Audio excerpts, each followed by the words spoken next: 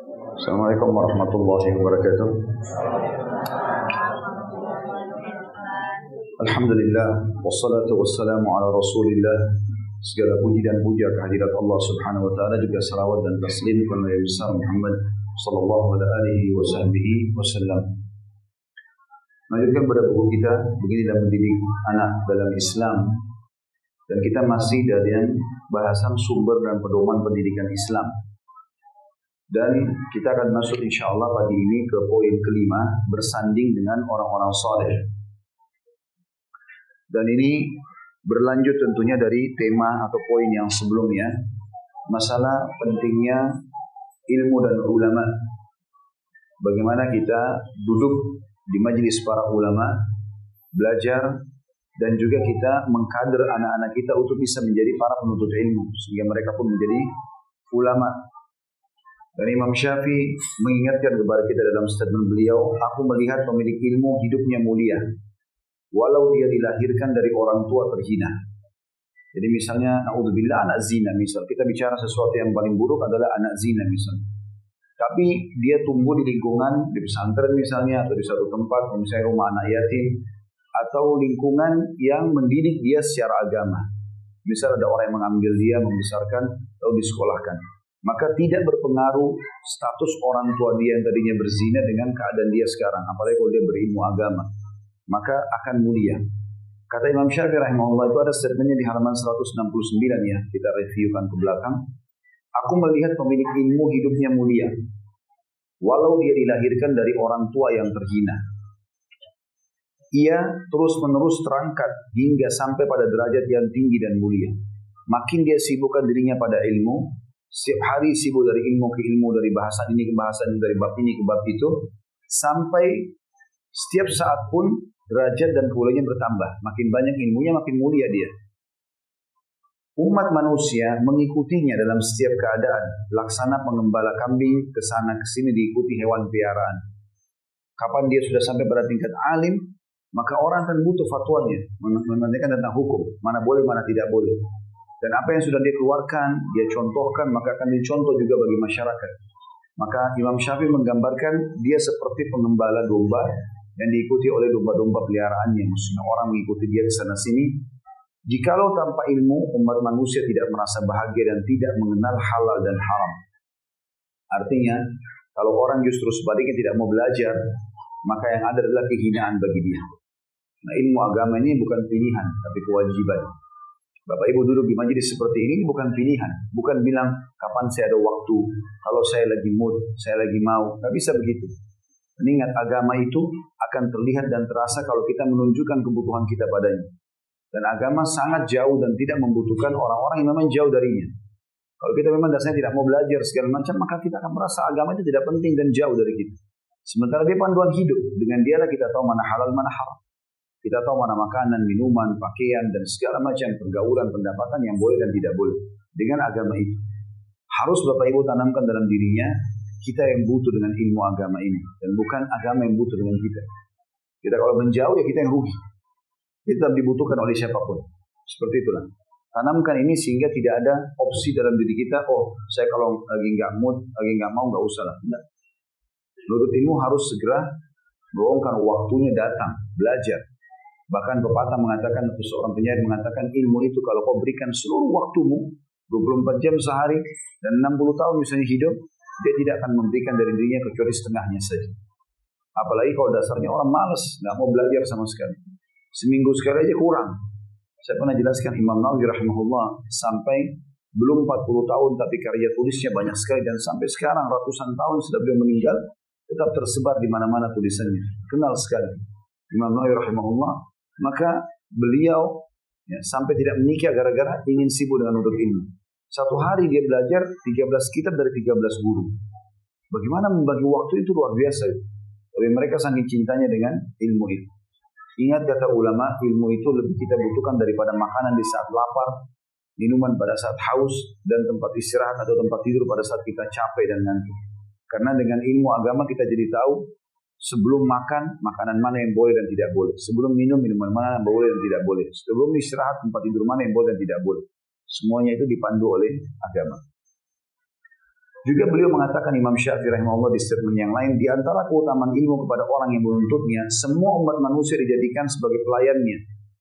Orang memiliki ilmu, orang semua siap melayaninya. Kita pada saat melihat figur ulama, kita merasa berbicara aja sama dia punya nilai. Mengikuti dari belakang punya nilai. Zaman sekarang mungkin orang duduk, ngobrol, foto, segala macam, dianggap itu sebuah kedudukan yang tinggi.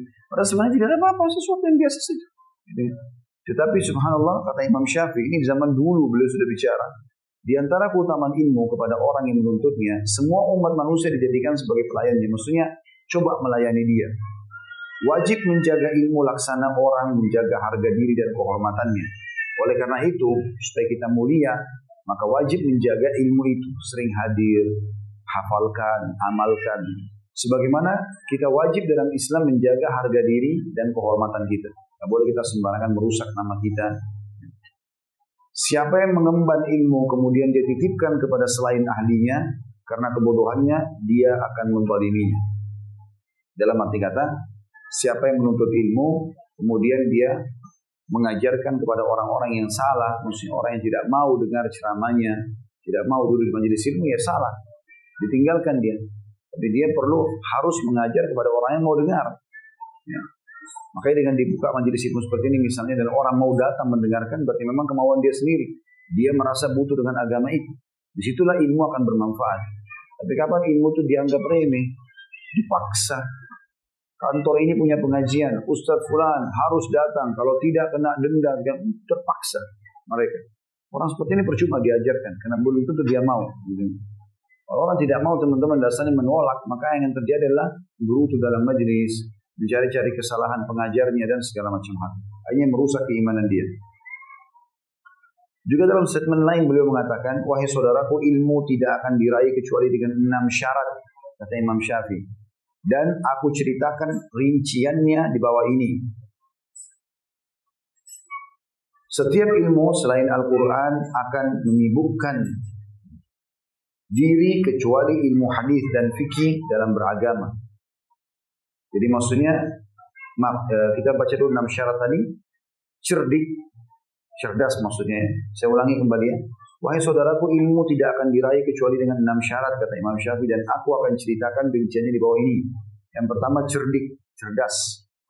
Artinya, memang dia paham apa yang diucapkan, dia coba berusaha meraihnya, dan yang paling mudah untuk membuat kita cerdas adalah niat yang ikhlas untuk menuntut ilmu itu.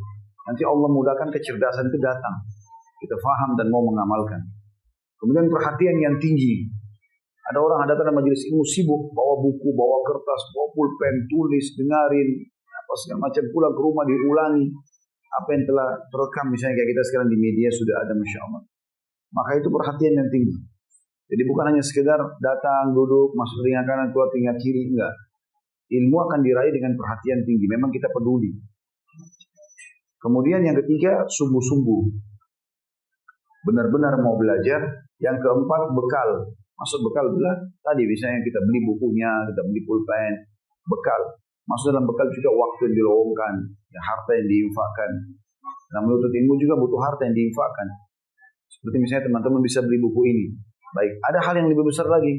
Beli buku beberapa, misalnya 10 yang kita mampu, bagiin kepada teman-teman di sebelah kita.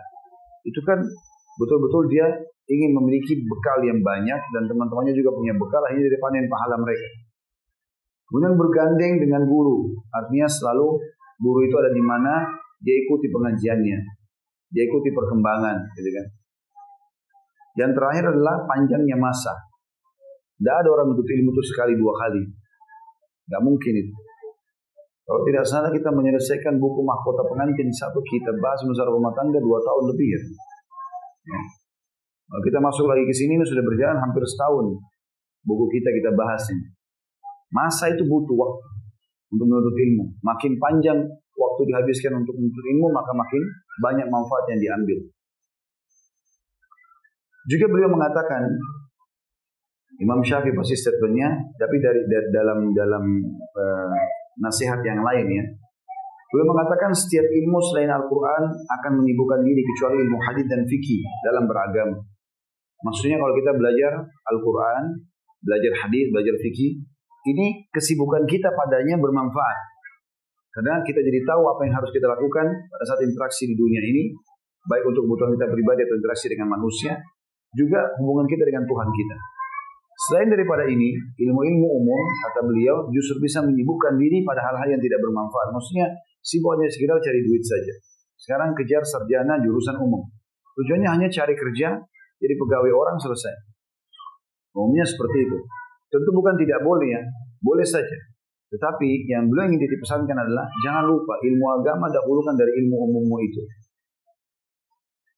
Ilmu adalah yang berdasarkan riwayat dan sanad. Maka selain itu hanya waswas syaitan. Maksudnya riwayat dan sanad ini, riwayat berarti dinukil. Sanad artinya silsilahnya. Kayak misalnya, fulan dari sahabat Nabi, dari Nabi SAW. Agama kita ini punya sanad. Kita enggak sembarangan orang main ngomong. Enggak, ini dari fulan, didengarkan dari fulan, dari fulan. Dari ilmu hadis itu ada seperti itu. Al-Quran pun begitu. Al-Quran pun punya sanad. Ya. Dalam ilmu itu. Selain daripada itu, kalau cuma dikarang-karang berarti waswas syaitan dan akan mengarang-arang agama Allah Subhanahu wa taala. Beliau juga bilang, bersabarlah terhadap kerasnya setiap atau sikap seorang guru. Jadi guru macam-macam, ada guru yang tegas, ada guru yang mungkin humoris, ada guru yang terlalu lemah dalam arti kata tidak memberikan pemahaman yang baik. Ya orang paham nggak paham terserah gitu. Maka itu masing-masing. Bersabar dengan sikap mereka itu penting. Yang penting teman-teman sekalian, kita harus tahu bahwasanya guru yang benar adalah guru yang mengajarkan pada kita ilmu yang kita rasakan manfaatnya. Dan ilmu itu langsung bermanfaat. Tidak ada waktu yang panjang untuk itu. Misalnya kita belajar sebuah materi, sebuah subjudul sekarang, maka itu akan langsung bermanfaat pada saat itu karena kita paham dan kita akan siap amalkan. Itu ilmu yang bermanfaat. Tapi kalau kita datang di pengajian dari awal sampai akhir yang ada hanya ketawa saja, nggak ada isi ilmunya, apa yang kita dapatkan, maka jangan dengarkan. Itu was-was tentunya. Tapi kalau sesekali mungkin orang tertawa karena memang ada sesuatu yang dibutuhkan, yang lainnya adalah diisi dengan itu penting. Nah, apalagi memang kalau dia sampaikan sesuai dengan sanad tadi ya, sesuatu yang memang betul dinukil kisahnya dari orang-orang sebelum kita. Kata beliau, sesungguhnya gagalnya mempelajari ilmu karena memusuhinya. Maksudnya gagal belajar ilmu karena musuh pada guru. Ini penyakit dalam majelis ilmu ya. Ada orang subhanallah begitu mulai belajar, dua penyakit besar muncul dalam dirinya. Yang pertama, suka gosipin orang. Di majelis ilmu tersebar. Karena syaitan tidak lagi goda dia berzina, tidak lagi goda dia riba, dia tahu haram. Tapi ghibah ini dia terselubung. Seakan-akan dia cuma sekedar menyebutkan tentang kekurangan seseorang. Padahal Nabi SAW sudah bilang, apakah kalian tahu apa itu ghibah? Dosa besar, gunjing. Kata para sahabat, Allah dan Rasulnya lebih tahu. Kata Nabi SAW, engkau menyebutkan sesuatu tentang saudaramu yang dia tidak sukai. Lalu sahabat berkata, ya Rasulullah, bagaimana kalau yang saya cerita itu benar ada pada dia? Kata Nabi SAW, kalau ada padanya kau telah menggunjingnya, dapat dosa. Dan kalau tidak ada kau telah menzaliminya. Kemudian yang kedua adalah mencari-cari kesalahan. Sampai pada tingkat bukan cuma mencari kesalahan temannya di majelis taklim, tapi gurunya juga. Orang seperti ini kita akan temukan di lapangan tidak akan mendapatkan ilmu. Kerjanya tiap hari hanya nyalain orang. Yang unik kadang-kadang saya temukan di lapangan, baru belajar. Mungkin kalau disuruh ngaji aja masih salah. Tapi seperti lebih pintar dari gurunya. Si fulan salah, si fulan salah, si fulan salah. Dia sendiri belum bisa ngaji. Nah, ini aneh betul. Tidak akan ada berkah ilmu itu. Makanya dikatakan bersabar terhadap sikap kerasnya. Ini kata Imam Syafi'i ya. Bersabarlah terhadap kerasnya sikap seorang guru. Sungguhnya gagalnya mempelajari ilmu karena memusuhinya. Barang siapa belum merasakan pahitnya belajar walau sebentar, misalnya duduk, sabar, kadang-kadang panas, kadang-kadang ribut, kadang-kadang begini, ia akan merasakan hinanya kebodohan sepanjang hidupnya. Kalau orang tidak mau luangin waktu datang ke majelis ilmu, jalan jauh, kadang-kadang panas, butuh luangin waktu, tinggalkan pekerjaan, tinggalkan proyek, maka kalau dia tidak pernah duduk seperti itu, luangin waktu kayak Bapak Ibu duduk seperti ini, maka berarti resikonya bodoh sepanjang masa. Dia tidak tahu hukumnya, tidak belajar. Dan barang siapa ketinggalan belajar masa mudanya, maka bertakbirlah 4 kali untuknya karena kematiannya. Kalau ada orang masih muda tidak belajar, maka sanggap saja dia seperti orang mati, kata Imam Syafi'i. Takbir 4 kali maksudnya sholat jenazah. Karena kalau masa muda dia tidak pakai belajar, tunggu sudah tua, rabun matanya, sudah bungkuk badannya, lemah, ya, menghafal pun sudah malas, sudah lemah, baru mau belajar. Ini terlambat. Ini seperti mayit kata beliau. Walaupun tentu kalau orang-orang tua kita, masya Allah mungkin ada hadir di sini mau belajar, bagus, hal positif daripada orang tidak belajar sama sekali. Tapi di mana masa mudanya? Di mana dia habiskan? Persepsi yang mengatakan, oh masih muda nggak apa-apa, puas-puasin dalam dosa. Ini persepsi yang salah. Habiskan masa muda pada hal yang bermanfaat, supaya di akhir nanti masa tua kita tinggal panen hasilnya. Ya, banyak murid-muridnya, banyak hal manfaat, amal-amal soleh sudah banyak yang dia kerjakan, namanya sudah harum. Kata beliau, demi Allah, hakikat seorang pemuda adalah dengan ilmu dan takwa. Tidak akan dinilai orang itu baik, ya, anak muda itu berprestasi kecuali dia memiliki ilmu yang luas dan juga ketakwaan kepada Allah. Itu baru dia mulia. Bila keduanya tidak ada, maka tidak ada anggapan baginya. Kalau tidak ada itu berarti anggap dia tidak ada apa-apa, tidak ada nilainya. Biar dia tampan, biar dia kaya, kalau tidak ada ilmu agamanya, nol penilaiannya dalam pandangan Imam Syafi'i rahimahullah. Beliau juga bilang, ilmu adalah tanaman kebanggaan. Kapan kita punya ilmu, kita seperti punya tanaman yang selalu kita banggakan. Maka hendaklah Anda bangga dengannya. Dan hati-hatilah bila kebanggaan itu terlewatkan darimu. Maksudnya, kau hanya tidak punya ilmu, tidak ada yang bisa kau banggakan. Tidak ada yang bisa kau amalkan, tidak ada yang bisa kau ajarkan. Ketahuilah, ilmu tidak akan didapat oleh orang yang fikirannya tercurah kepada makanan dan pakaian saja. Dan orang selalu sibuk dengan itu, maka sulit. Ya. Termasuk kalau kita lagi belajar, lagi mengulangi pelajaran, jangan terlalu banyak cemilannya. Nah, seorang gitu kalau ujian, satu kresek atau 3 piring gorengan, ya, minum berapa banyak, akhirnya perutnya kenyang, ngantuk, tundalah belajarnya. Makan secukupnya, habis itu belajar. Ya. Pengagum ilmu akan selalu berusaha, baik dalam keadaan telanjang maupun berpakaian. Artinya, dia akan selalu terselimuti dan menjaga ilmunya itu, baik dalam keadaan dia pakai baju atau tidak pakai baju. Ini bahasa agak dalam, ya, maksudnya, kalaupun dia dalam kondisi tidak berpakaian, mungkin dengan istrinya, atau dia lagi sendiri, atau dia dengan suaminya, tetap aja ilmu menyelimutinya. Ilmu itu punya nilai, yang akan menjaga dia dari perbuatan yang salah. Jadikanlah bagimu dirimu bagian yang cukup. Dan tinggalkanlah nikmatnya tidur dan kurusnya kebencian. Dalam arti kata, tidur ia secukupnya. Ada orang subhanallah, hidupnya isinya tidur. Dari pagi sampai malam. Malam pagi lagi. Dia kalau dia sholat, kadang-kadang orang tidak seperti itu. Pokoknya hiburan dia adalah ranjang. Tidak, kita tidur secukupnya. Ranjang bersihkan, tinggalkan. Aktivitas. Dikatakan dalam pepatah besar, taharrak fa inna fi harakati barakah. Selalu bergerak, beraktivitas, karena itu ada berkahnya. Mungkin suatu hari kamu hadir dalam suatu majlis menjadi tokoh besar di tempat majlis itu. Artinya bisa saja kamu sekarang belajar agama, ternyata nanti akan membuat, ya, kamu mulia di tempat itu juga. Artinya kau jadi mengajar di sana. Kau jadi mengajar di sana. Ya. Kami ingat dulu subhanallah waktu masih belajar di pesantren di Makassar. Kemudian sempat belajar di beberapa tempat gitu ya.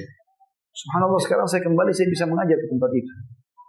Ini perkataan Imam Syafi'i rahimahullah sangat tepat pada tempatnya. Artinya bukan mustahil satu waktu kita malah mengajar di tempat-tempat itu. Karena kita coba belajar. Walaupun saya sama Bapak Ibu kita penuntut ilmu ya. Kita bukan bicara seorang ulama. Ulama itu adalah orang-orang yang luar biasa. Kita sama-sama menuntut ilmu yang sedang menjalankan itu. Tapi apa yang beliau komentari sini adalah sesuatu yang masuk akal. Dan itu terjadi. Dan cukup banyak syair-syair yang sudah kita pelajari pada pertemuan sebelumnya, ya, dan ini tidak mungkin saya ulangi semuanya, karena sudah kita bahas ya. Tapi ada yang ingin saya angkat itu di halaman 171, kita pindah ke sebelahnya langsung. Dari At-Tabarani, dari Abu Umamah radhiyallahu anhu, dia berkata, Rasulullah SAW bersabda, Luqman berkata kepada anak-anaknya, wahai anakku, tetaplah kamu berada di majlis para ulama. Di mana ada ulama, kau selalu hadir di sana. Dan dengarlah petua para ahli hikmah. Ahli hikmah maksudnya ahli ilmu. Selalu dengarkan nasihat-nasihat mereka, kata-kata hikmah mereka, jadikan pegangan hidupmu. Sebab Allah menghidupkan hati yang mati dengan cahaya hikmah. Sebagaimana menghidupkan bumi yang mati dengan air hujan. Ini statement yang sangat hikmah sekali. Bagaimana seseorang itu selalu menjadikan orang-orang yang alim bersama, atau dia selalu bersama orang alim agar dia kena tampiasan ilmunya dan keberkahannya. Apalagi kalau Allah SWT berikan taufik, dia bisa mengambil semua ilmu dari orang itu, luar biasa. Baik, kita masuk teman-teman sekalian ke poin yang kelima, bersanding dengan orang-orang soleh. Dikatakan ini adalah sumber yang paling penting dalam pendidikan Islam yang benar, kata penulis. Karena Allah telah menganjurkan kepada para pendidik dalam firman-Nya dalam surah Al-Kahfi ayat 28. A'udzu billahi minasyaitonir rajim wasbir nafsaka ma'al ladzina yad'una rabbahum bil ghadati wal 'ashyi yuriduna wajha wa la ta'du 'ainaka 'anhum turidu zinatal hayatid dunya wa la tuti' man aghfalna qalbahu 'an dzikrina wattaba'a hawahu wa kana amruhu furuta. Dan bersabarlah kamu bersama orang-orang yang menyuruh Tuhan mereka di pagi dan senja hari, di mana mereka mencari wajahnya Allah. Dan janganlah kedua matamu berpaling dari mereka karena menginginkan perhiasan kehidupan dunia ini. Dan janganlah kamu menaati orang yang hatinya telah kami lalaikan dari mengingat kami, serta menuruti hawa nafsunya dan keadaannya itu melewati batas. Potongan awal ayat ini yang kita maksudkan adalah, yang jadi saksi bahasan, bersabarlah kamu bersama orang-orang yang menyeru Tuhan mereka di pagi dan senja hari, di mana mereka mengharapkan wajahnya. Maksudnya, selalu kamu bersanding dengan orang-orang yang soleh itu. Berdakwah, beribadah, sibukkan diri dengan mereka. Akan kita juga tersibukkan seperti mereka, walaupun kita mungkin tidak sampai tingkat keimanan dan ilmu mereka. Tapi mengikuti langkah ini sangat baik.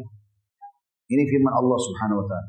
Lalu Allah mengatakan, dan jangan pernah justru kedua matamu teralihkan atau terpalingkan kepada orang-orang yang telah kami lalaikan mereka dari zikrullah. Jadi kita sibuk lihat mobilnya orang yang sibuk. Ada kadang-kadang orang subhanallah terlalu duniawi, duduk ngobrol 2 jam hanya ngobrolin masalah mobil dia. Apa ini mobil sudah merek ini, kualitasnya begini, selesai. 5 menit 10 menit selesai. Untuk apa bicarain mobil 2 jam, 3 jam, semalam suntuk. Kadang-kadang orang bicarain masalah minuman berjam-jam, makanan. Untuk apa ini? Manfaatnya apa? Sudah selesai, ini minuman manfaatnya ini selesai. Karena orang beriman itu, orang yang menuntut ilmu itu selalu haus dengan ilmu. Ada informasi selesai, dapat ya sudah. Dia pindah lagi, informasi apa lagi? Terus waktunya kosong, tidak ada gunanya. Karena kita memiliki banyak sekali kapasitas yang harus kita maksimalkan dalam diri kita. Di otak kita ini banyak sekali tempat-tempat yang lowong, yang kosong, yang belum dipakai. Pakai untuk menghafal, berpikir hal-hal yang baik. Tinggalkan hal-hal yang sia-sia ini. Ada gitu saya temukan orang ngobrol lama kadang-kadang hal yang tidak penting sama sekali. Subhanallah, tidak penting. Tidak ada manfaatnya buat dia dunia atau juga akhirat. Sampai Atha bin Abi Rabah rahimahullah berkata, semestinya seseorang antara kita malu kalau dia datang hari kiamat, sementara di buku amalnya tidak ada urusan akhirat, tidak ada urusan dunianya. Dunia pun tidak ada manfaatnya buat dia. Karena ngomong masalah makanan yang habis, minuman yang habis, untuk apa? Kecuali kita belajar tentang resep tertentu dan untuk masak mungkin. Tapi kalau hanya ngobrolin satu makanan, oh makanan itu enak, makanan ini enak, makanan itu enak, terlalu banyak buang waktu untuk itu. Apa gunanya? Pakaian sudah, beli yang satu cukup, cocok, beli, pakai, selesai gitu. Tapi sibuk dengan pakaian, kemudian mati kata menghabiskan waktu yang banyak berjam-jam hanya bicarakan masalah itu. Kecuali dia tukang jahit, okay. Tapi kalau orang di majelis bicara masalah baju berjam-jam untuk apa? Kemudian dikatakan juga pendidik utama Muhammad SAW telah menganjurkan juga agar kita pandai-pandai memilih teman bagi anak-anak kita. Sebab hal itu, saya ulangi, pendidik utama Muhammad SAW telah menganjurkan juga agar kita pandai-pandai memilihkan. Tadi kalimatkannya saya lupa baca. Itu penting ya, bersambung di sini. Kita memilihkan teman bagi anak-anak kita. Sebab hal itu memberi pengaruh yang sangat penting. Nabi SAW bersabda, Al-mar'u ala dini khalili, wal yanzur ahadukum man yukhalil. Seseorang tergantung agama temannya, maka hendaklah salah seorang di antara kalian memperhatikan siapa yang dijadikan sebagai teman. Hadis ini riwayat Abu Daud nomor 4833, Tirmidzi 2379, Ahmad jilid 2 halaman 303 dan 334. Hadis ini kata ulama kembali kepada dua. Kembali kepada orang yang mau mencari teman dan juga kembali kepada orang tua yang mau cari teman buat anaknya. Dan saya sudah bilang teman-teman sekalian, kita yang harus mengatur anak kita. Berhenti diatur sama anak ini. Saya kadang-kadang sedih melihat ada bapak ibu lagi jalan di depan anaknya yang pandu. Anak 7 tahun mandu, orang yang 30-35 tahun. Ayah mau ini, ibu mau itu. Diatur sama anaknya. Sampai mau pergi kemanapun, jalan kalau hari Sabtu Minggu misalnya, harus anaknya yang atur. Kenapa ini? Nggak boleh dibiasakan, berhenti ini. Ini kebiasaan buruk. Kita sebagai orang tua yang atur. Walaupun dia nangis, nggak boleh. Dia tidak tahu jaraknya, dia tidak tahu biayanya, dia nggak tahu efek buruk dan negatifnya. Mungkin dia ajak kita ke satu tempat, kita tidak bisa sholat di sana. Dia nggak ngerti, dia nggak berdosa, kita berdosa. Mungkin kita ke sana buang-buang waktu, kita lihat maksiat. Tapi demi untuk anak, nggak boleh. Ini yang bahaya. Anak bisa jadi masalah buat dia kalau begini.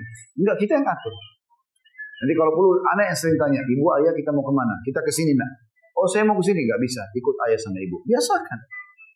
Bentuk mereka menjadi orang yang patuh sama kita. Memang Allah suruh kita membentuk anak-anak yang patuh sama kita. Jangan mereka yang mengatur. Karena kita lebih tahu, lebih dewasa, lebih punya pengalaman, lebih punya ilmu. Dan itu disebutkan dalam masalah ini termasuk persahabatan, pergaulannya, pendidikannya, sekolah, lembaga, ya, yang dia ingin interaksi. Kita yang atur semuanya. Bapak Ibu harus tahu siapa nama teman-teman anaknya. Sama siapa dia berteman. Pengaruh itu luar biasa. Ya. Karena anak saya sekali pulang dari sekolah, kemudian berbicara di rumah, pembicaranya itu aneh kalau menurut saya. Artinya semangat sekolah tiba-tiba, kayaknya sudah nggak mau sekolah, kayaknya sudah begini. Ini subhanallah baru ketemu satu kali sama temannya. Ada temannya rupanya lebih dominan dalam majelisnya, pada saat duduk sama teman-temannya hanya terpengaruh. Enggak, saya bilang nggak bisa, harus kembali dan begini. Dengarin orang tua. Kalau nggak bisa ini, akhirnya dia jalan semaunya, dia rusak, dia nggak ngerti. Nama kita yang rusak, dia juga tidak tahu, dia belum tahu menjaga nama baik dia. Banyak efek-efek negatif kalau kita biasakan anak-anak yang memilih. Jadi harus berhenti masalah itu. Termasuk di sini adalah makna hadis. Selain kita pribadi kalau mencari teman orang baik, juga mencarikan teman yang baik buat anak-anak. Kita yang aturin temannya. Itu penting sekali. Termasuk ini subhanallah kalau kita Bapak Ibu biasakan ini. Nanti sampai pada tingkat anak kita kalau mau menikah, lalu kita bilang, nak nikah sama ini saja, dia akan mengatakan baik ayah, baik ibu. Dia nggak ada pilihan. Memang dia mau sama orang tuanya. Bahkan dia nggak mau. Terserah ibu sama ayah saja saya menikah sama siapa. Itu yang luar biasa. Dibandingkan kita mau nikahkan sama orang soleh atau solehan, dia nggak mau. Enggak, saya maunya sama ini. Ayah nikah sama pemabuk, narkotika, dan segala macam. Itu bahaya sekali. Ada satu keluarga saya tahu, ya, itu menikahkan anaknya karena keinginan anak itu.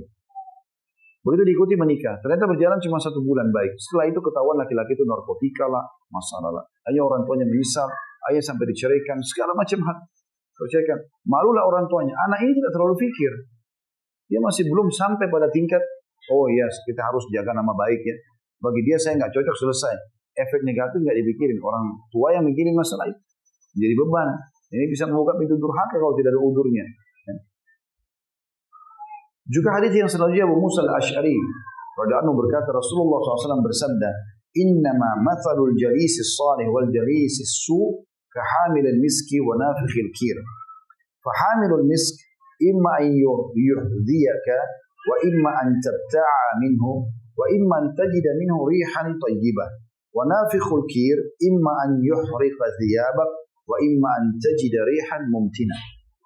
Sesungguhnya perumpamaan teman-teman soleh dengan teman-teman buruk laksana penjual minyak wangi dan pandai besi. Penjual minyak wangi akan memberi olesan minyak kepadamu. Kalau kau mampir ke toko minyak wangi, dia akan semprotin kan. Coba nih, misalnya. Minimal kita cium bau wanginya. Atau kamu bisa membeli darinya. Kau beli sesuatu dapat manfaat. Minyak wangi enak kita bawa pulang, cium wangi segala macam. Atau kamu mendapatkan aroma yang harum darinya. Minimal kalau kau tidak dioleskan pun, tidak dicobain, disemprotin, tidak dibeli darinya, kau kalau lewat di tokonya saja, wangi depannya. Itu perumpamaan teman yang baik. Lewat saja sepintas, orang soleh ya, orang soleh ya. Sudah cukup, kita seperti dapat wanginya dia.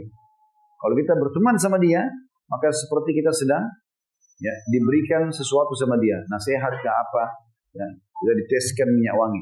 Kalau kita coba belajar dari dia malah, ambil banyak hal kita seperti membeli ilmunya, kita akan mendapatkan manfaat lebih besar. Karena sampai pulang pun kita akan bawa ilmu itu. Itu perumpamaan yang bijak dari Nabi SAW. Sementara kata beliau, pandai besi, orang yang biasa buat besi, ya, pedang, segala macam, terkadang membakar pakaianmu, dan kamu mendapati bau yang tidak sedap darinya. Hadis ini riwayatkan Imam Bukhari, jilid 9, halaman 569-570 dan Muslim nomor 2628. Teman yang baik kata beliau, Ada riwayat yang lain dari Abu Sa'id Al-Khudri radhiyallahu anhu bahwasanya Rasulullah SAW juga bersabda, la tusahib illa mu'mina wa la ya'kul ta'amaka illa taqi. Janganlah kamu berteman kecuali dengan orang mukmin. Laki-laki sama laki-laki, perempuan sama perempuan, bersahabat sesama jenis yang mukmin, yang beriman kepada Allah dan baik ibadahnya. Dan jangan memakan makananmu kecuali orang yang bertakwa. Hadis ini riwayat Abu Dawud nomor 4832, Tirmidzi 2397, Ahmad jilid 3 halaman 38 dan sanadnya hasan dan juga disahihkan oleh Ibnu Hibban nomor 2049. Perkataan Nabi SAW, janganlah engkau bersahabat, berteman kecuali dengan orang mukmin agar kau maksudnya bisa mendapatkan efek kebaikannya. Makna lainnya adalah, dan jangan kamu berteman dengan orang-orang yang buruk karena kau akan terpengaruh juga dengannya.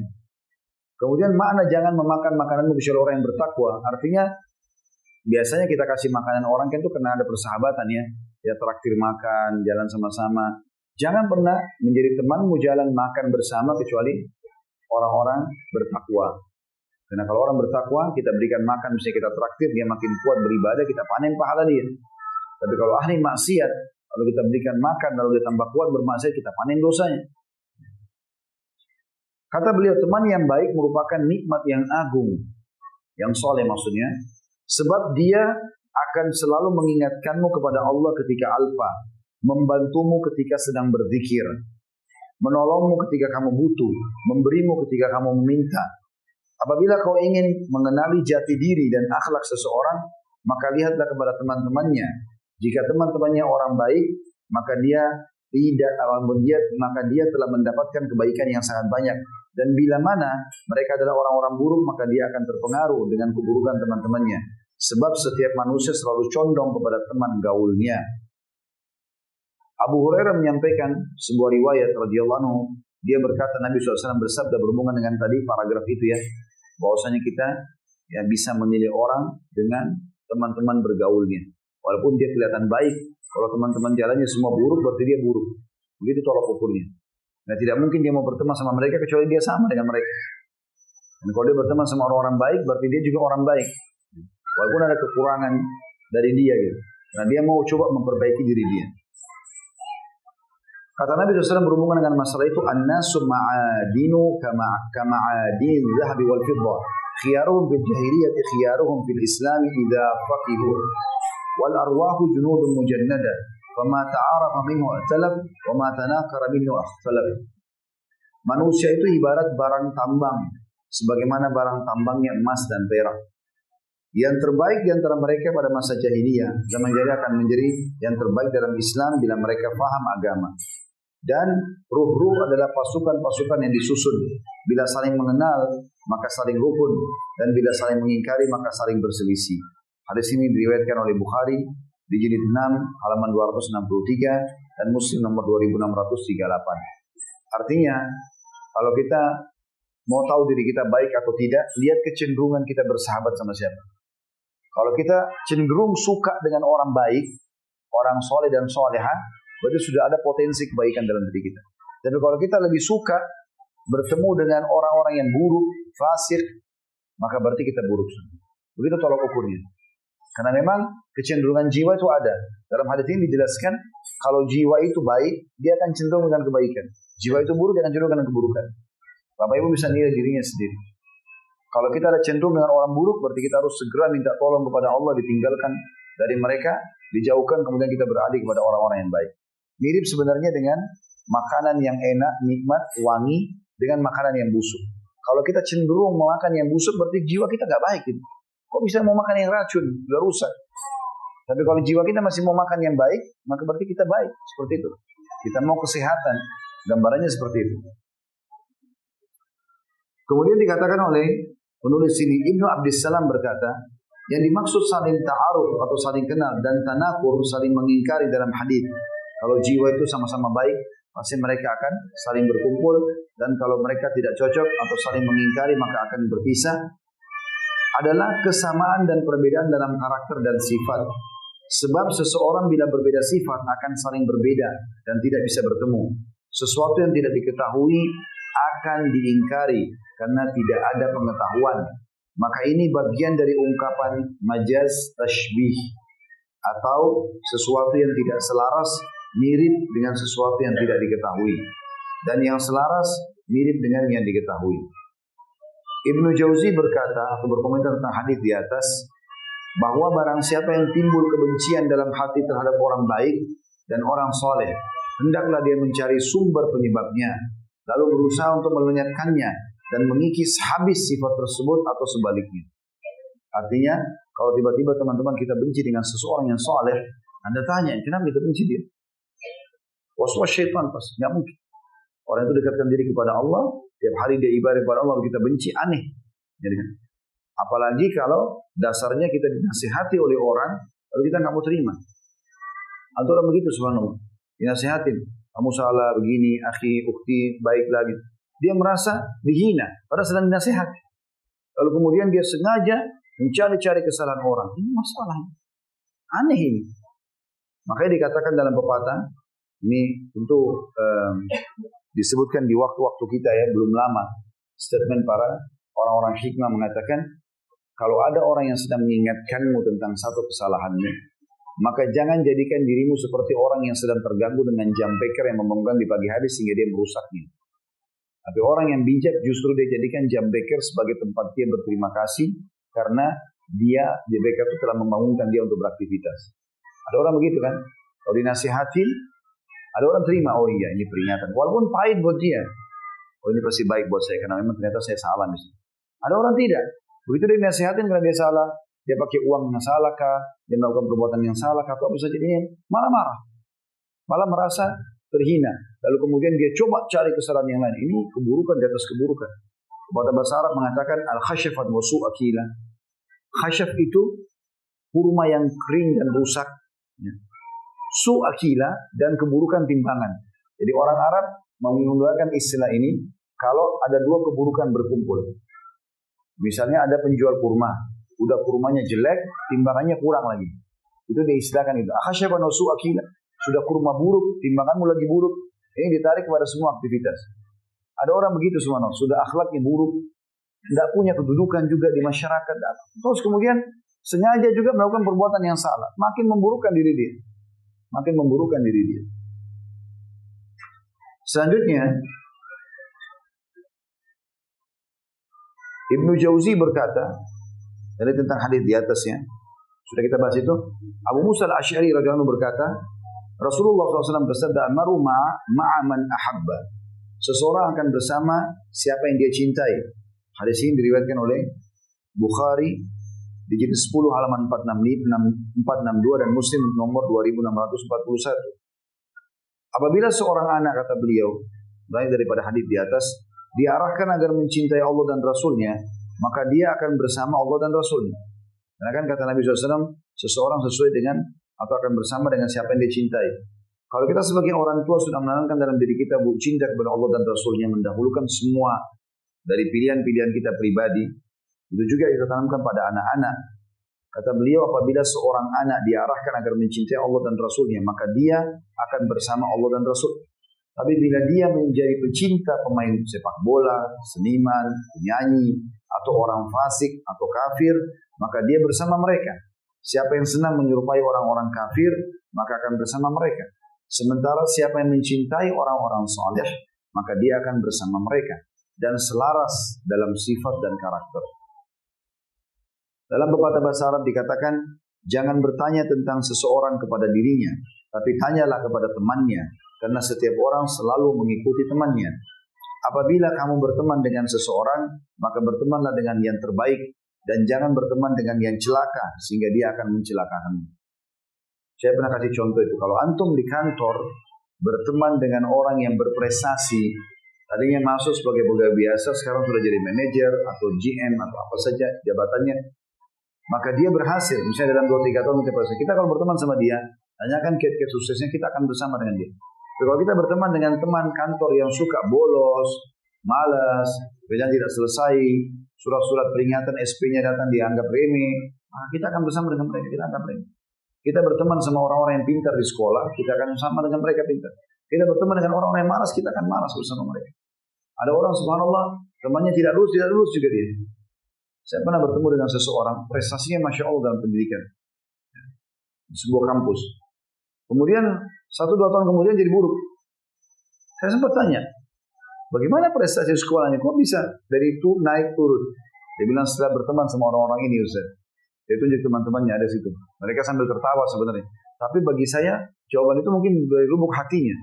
Dulu dia suka menghafal, sekarang berteman sama teman-teman ini, udahlah nggak usah terlalu hafal, udahlah nggak usah begini-begini nanti gampang, selalu gitu.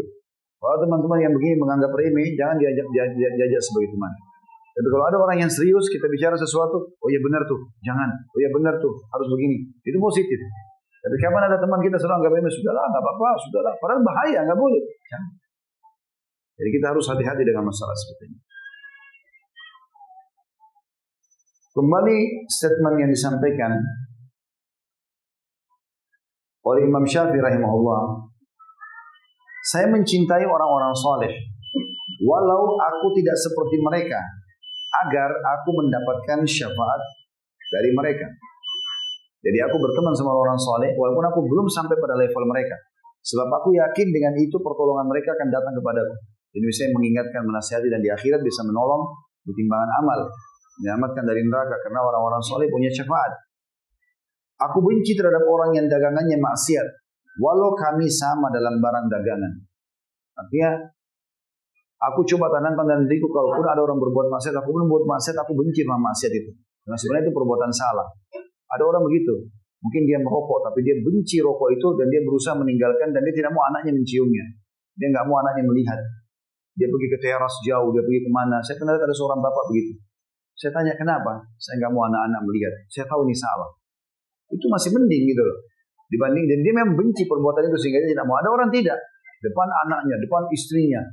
Gitu. Sampai kemarin saya waktu di Jerman ketemu sama satu orang mu'allaf. Suami istrinya orang Indonesia. Rupanya saya tidak, dia kebetulan ngantarkan bagi kendaraannya, kemudian dia masih merokok. Terus tanya masalah rokok ini gimana gini.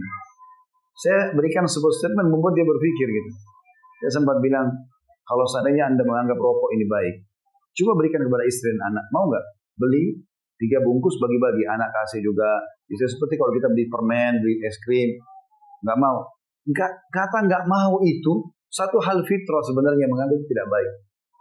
Sudah cukup itu sebuah fitrah manusiawi. Supaya bisa secara rasional dia meninggalkan itu. Salah seorang ulama salaf mengomentari ucapan beliau, Imam Syafi'i berkata, engkau mencintai orang-orang saleh dan engkau termasuk di antara mereka. Dan cinta terhadap suatu kaum akan menyusul dengan jemaahnya. Engkau membenci dagangan maksiat mereka, maka Allah melindungimu dari barang dagangan tersebut. Maksudnya Imam Syafi'i kan pernah ucapkan kalimat ini. Sampai Imam Syafi'i meninggal, ada satu ulama datang menanggapi statement beliau. Mengatakan Imam Syafi'i dengan perkataannya itu Allah berikan. Jadi kata beliau, engkau mencintai orang-orang saleh, maksudnya engkau hai Syafi'i, waktu hidup betul kau suka orang-orang saleh. Dan engkau termasuk di antara mereka. Maka Allah jadikan kau orang saleh sekarang. Namamu harum, orang tahunya kau orang saleh. Mazhabnya diikuti. Dan cinta terhadap satu kaum akan menyusul dengan jemaahnya. Maksudnya karena kau cinta orang-orang saleh, kau sekarang termasuk golongan orang-orang saleh itu. Engkau membenci dagangan maksiat mereka. Engkau mengatakan tadi kan Imam Syafi'i bilang, dan aku membenci barang dagangan orang maksiat, walaupun aku punya dagangan yang sama, ada keinginan juga buat dosa. Maka kata orang ini, engkau hai Syafi'i, membenci dagangan maksiat mereka, maka Allah melindungimu dari barang orang atau barang dagangan tersebut. Bertakwalah kepada Allah, kata penulis, wahai para pendidik, dan dalam memilihkan sahabat bagi anak-anakmu. Karena seorang pendidik harus memilihkan bagi anak-anaknya sahabat yang terbaik.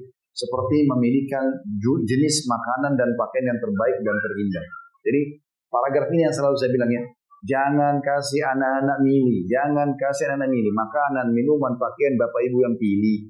Mau warnanya, mau jenisnya, mau bentuknya kita yang pilih. Dan tentu kita sesuaikan dengan syariat yang halal, pakaian yang halal. Jadi biar dia ikut. Jangan kasih pilihan kepada mereka, karena itu berbahaya, mereka nggak paham. Berhati-hatilah dalam sikap menjadikan orang-orang kafir, musyrik, dan fasik dari kalangan pemain sepak bola, seniman, penyanyi, dan pemain musik sebagai idola dan panutan anak-anak kita. Karena Allah SWT telah berfirman dalam surah Imran ayat 100, A'udzu billahi minasyaitonir rajim. Ya ayyuhalladzina amanu in tuti'u fariqan minal ladzina utul kitaba yurdukum ba'da imanikum kafirin. Wahai orang-orang yang beriman, jika kalian mengikuti segolongan dari orang-orang yang diberi kitab, niscaya mereka akan mengembalikan kalian menjadi orang-orang kafir setelah kalian beriman. Jadi berdiskusi, berteman sama orang kafir ini dilarang. Kenal boleh. Permasalahannya adalah mereka pasti jalan dengan agama mereka. Walaupun mereka sukses, misal ada seorang pengusaha sukses, tapi orang kafir. Kita sebagai muslim tidak usah kita tanya dia untuk apa. Tanya figuritas muslim yang sukses. Dan kita tidak kehabisan figur. Cukup Nabi Muhammad SAW sebagai figur. Terlalu banyak contoh dalam kehidupan beliau. Rumah tangga, sosial, ekonomi banyak. Dalilnya wahyu lagi. Mau dilengkapkan lagi, ada puluhan ribu sahabat Nabi. Yang kaya raya, Abu Bakar, Utsman, Abdurrahman ibn Auf, dan seterusnya orang-orang kaya. Orang-orang yang pejuang, pemberani, banyak sahabat Nabi yang pemberani. Orang-orang yang ahli perang, orang-orang yang ahli kehidupan, orang yang suka bersedekah, orang yang semua ada. Kalau kita bertanya pada orang kafir, maka misal dia menggunakan sistem ribawi, dia menggunakan sistem haram, maka dia akan ceritakan kepada kita seperti ini loh caranya bisnis itu. Maka kita akan terpengaruh, kan seperti itu. Jadi menjadikan kenal mereka boleh, tapi menjadikan idola enggak. Sampai di sini penulis menekankan masalah pemain bola misalnya. Kenal iya. Oh iya tahu pemain bola begini. Tapi idola enggak. Karena kalau jadi idola mereka orang kafir. Akhirnya dia pasang tato, kita juga tertarik mau pasang tato. Dia cukur rambutnya begini, kita akan ikuti. Dan ini yang kata Nabi SAW, man tasyabbaha biqaumin fahuwa minhum. Siapa yang menyerupai satu kaum maka dia sama dengan mereka. Lama-lama nanti kita akan ikuti makanan favoritnya. Yang favoritnya dia minum khamar, kita minum khamar juga. Otomatis akan mau coba, akan mau begini. Dipasanglah poster dia besar-besar di kamar dan seterusnya. Jadi, kenapa teman-teman? Salahnya apa? Kalau anak-anak kita alihkan ke agama, kenapa? Kenapa kalau yang kita ceritakan kisahnya para nabi-nabi? Kisahnya Abu Bakar, Umar, Utsman, Ali, Thalha, Zubair. Kenapa? Kenapa kalau mereka tidak kenal seniman barat? Kenapa kalau mereka tidak kenal ilmuwan barat yang maksudnya yang memang seperti para filosof misalnya, yang pikiran mereka ateis, tidak mengenal Tuhan? Kita tidak butuhkan semuanya. Saya pernah jelaskan ya, mayoritas ilmu pengetahuan sekarang pun itu berkembang dari kalangan muslimin. Cuma ditutupi oleh ahli-ahli sejarah. Saya pernah jelaskan itu. Seperti Abbas bin Akhnas rahimahullah, orang yang terkenal pertama menemukan teori pembuatan pesawat terbang. Diterjemahkan bukunya oleh dua orang anak muda dari Inggris, orang non-muslim, lalu kemudian dianggap mereka yang menemukan teori itu. Kemudian ada juga Al-Jaziri yang menemukan aliran listrik. Kita tahu Thomas Edison, ternyata dia ditemukan dalam buku-buku sejarah Islam, memang dia menemukan pertama aliran listrik itu. Ya, adanya aki, positif, negatif, dan seterusnya. Itu ada teori-teori dan ada peninggalan mereka, bukan tidak ada. Bahkan pemerintah Spanyol sekarang masih menyimpan peninggalan-peninggalan mereka karena mereka berkembang di sana. Ada yang mengembangkan teori-teori rumus matematika, tapi mereka tidak bisa hapus namanya, diistilahkan dengan Al-Jabar. Itu memiliki namanya Abdul Jabbar, seorang muslim, dan banyak sekali. Cuma sayang kita hilang dari sejarah itu, kita tidak tahu, kita tidak ikuti lagi sehingga kita lupa. Bahkan banyak figur-figur tokoh Islam dijadikan sebagai momok yang menakutkan. Zombie bagi bapak ibu itu serem atau tidak? Hah? Pahamnya zombie itu apa? Ngisap darah, syaitan ya. Sudah tahu belum zombie itu seorang mujahid muslim dari Afrika. Karena dia dulu paling banyak mengalahkan, membatalkan serangan-serangan pasukan salib. Oleh orang-orang salib ini disebarkan kalau zombie itu momok yang menakutkan. Padahal itu nama seorang tokoh. Ya. Teman-teman saya sarankan nonton cuplikan YouTube. Ada seseorang yang bernama Jihad Kurbani. Ya. Ditulis saja Jihad Kurbani, ada puluhan episode dia. Anak muda ini dari Palestina, sehingga saya umurnya masih 32 tahun. Tapi dia coba mengungkap itu. Ini loh, sejarah ini yang kita punya. Mereka dustakan, mereka balik dengan ini. Begitu, didatangkan sama dia. Dan sudah ada tulisan bahasa Indonesia. Walaupun dia dalam bahasa Arab. Orang ini perlu kita ikuti kisahnya. Karena saya coba ikuti cuplikan di YouTube itu. Masya Allah gitu. Saya lihat banyak sekali hal yang diungkap sama dia yang sangat ilmiah. Terutama termasuk juga ilmuwan-ilmuwan muslim yang paling banyak. Sampai sekarang petah yang paling diakui adalah seorang muslim dari Turki dulu, dari Turki Utsmani, pemilik petah dunia yang paling baik adalah dia. Tapi nggak ada yang kenal namanya orang-orang muslim. Dikenal tokoh-tokoh orang non-muslim. Jadi seakan-akan kita kehilangan figur, padahal sebenarnya kita kaya dengan figur itu. Kita tutup dengan ini, tentunya ini statement yang terakhir dalam bab kita masalah sumber dan pedoman pendidikan Islam. Insya Allah kita akan datang, masuk nanti di Kamis akan datang bab keempat masalah ibadah ya. Saya akan bacakan sampai habis dulu baru kita sholat insya Allah. Kata beliau, saya ulangi, bertakwalah kepada Allah wahai para pendidik dalam memilihkan sahabat bagi anak-anakmu. Karena seorang pendidik harus memilihkan bagi anak-anaknya sahabat yang terbaik. Dia yang pilih dan harus, bukan anaknya yang pilih. Seperti memilihkan jenis makanan dan pakaian yang terbaik dan terindah. Berhati-hatilah dari sikap menjadikan orang-orang kafir, musyrik dan orang fasik dari kalangan pemain sepak bola, seniman, penyanyi dan pemain musik sebagai idola dan panutan anak-anak kita. Karena Allah SWT telah berfirman, ya tadi sudah kita baca ayatnya ya, saya ulangi lagi, ya alladzina amanu in tuti'u fariqan minal ladzina utul kitaba yaruddukum ba'da imanikum kafirin. Hai orang-orang beriman, jika kalian mengikuti segolongan dari orang-orang yang diberi Alkitab, Yahudi dan Nasrani, niscaya mereka akan mengembalikan kamu atau kalian menjadi orang-orang kafir setelah kalian beriman. Al-Imran ayat 100. Maksudnya tahap demi tahap kita akan terpengaruh nanti kepada kehidupan mereka. Wahai sang pendidik yang beriman, sesungguhnya umat kita telah sampai pada kondisi yang sangat memilukan akibat tradisi ikut-ikutan dan menyerupai orang-orang kafir dan tidak bermoral. Mereka mencekoki kita dengan berbagai kotoran dan racun, baik dari sisi akidah, pemikiran maupun budaya. Sementara mereka juga menyalakan api peperangan dan permusuhan serta kebencian. Sehingga mereka berusaha mengacak-acak persatuan kita, memecah belah kerukunan kita, dan mereka menebarkan di muka bumi ini atau di bumi Islam yang tercinta ini berbagai macam racun busuk dan pemikiran yang menghancurkan dan merusak. Selalu apa yang tersebar di barat tersebar di kita. Jadi tiba-tiba saja. Cuplikan film kah, cerita kartun kah. Jadi apa yang membentuk karakter buruknya orang-orang non-muslim terbentuk pada anak-anak kita. Kita juga orang tua dukung itu. Berikan tas, berikan pulpen, berikan buku tulis. Semua gambarnya tokoh-tokoh yang aneh-aneh. Ya Spiderman, ya Batman, ya tidak masuk akal. Ya. SpongeBob dan yang lain. Ya. Itu subhanallah, kartun SpongeBob itu di beberapa negara Eropa dilarang diputar. Itu pembersih piring. Dibuat supaya cerita. Masuk dalam air. Apa yang ditangkap sama anak kita? Ilmu apa yang didapat dengan kartun itu? Nah, kosong. Gak ada sama sekali. Berhati-hatilah wahai para pendidik. Engkau bersama keluargamu menjadi target mereka. Musuhmu tidak tidur sekejap pun. Maka bangunlah demi anakmu dan pantaulah kebiasaan anakmu dari mulai perkara kecil hingga yang besar. Dan perhatikanlah teman-teman anakmu. Telitilah pemikirannya dan curahkan pemikiranmu atau pikiranmu untuk keluargamu.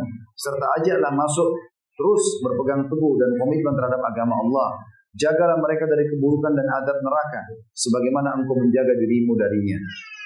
Allah berfirman dalam surah At-Tahrim ayat 6, A'udzu billahi minasyaitonir rajim, ya ayyuhalladzina amanu qu anfusakum wa ahlikum naran wa quduha an-nas wal hijarah wa quduha an-nas wal hijaratu 'alaiha malaikatun ghiladun syidad la ya'sunallaha ma amara wa yaf'aluna ma yu'marun. Wahai orang beriman, peliharalah diri kalian dan keluarga kalian dari api neraka. Bagaimana caranya? Pendidikan agama, bentuk karakternya, pilihkan teman-teman yang baik. Yang bahan bakar neraka itu adalah manusia dan batu. Penjaganya malaikat-malaikat yang kasar dan keras, yang tidak durhaka kepada Allah terhadap apa yang Dia perintahkan kepada mereka dan selalu melaksanakan apa yang diperintahkan. Subhanakallahumma bihamdika asyhadu an la ilaha illa anta astaghfiruka wa atubu ilaik. Assalamualaikum warahmatullahi wabarakatuh.